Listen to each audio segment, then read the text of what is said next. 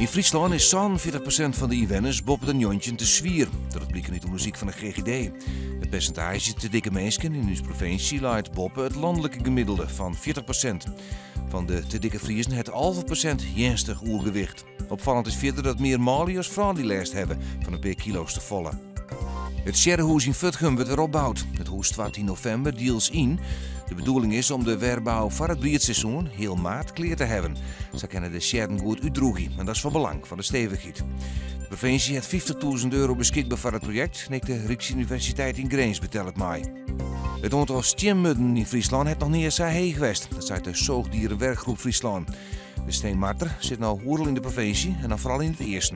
De mudden zwaarden van skeer onbegeleid autokabels. De vleerbasis in Ljouwert hier klaarst van de bisten, maar daar heeft het verjaaien succesvol west. Joen en vannacht helder en vriezend waar, ons min 4 graden. Morgen zon en bewolking, de temperatuur komt net boven het vriespunt, maar toch de krachtige eerste wind filtert als 9 graden onder nul.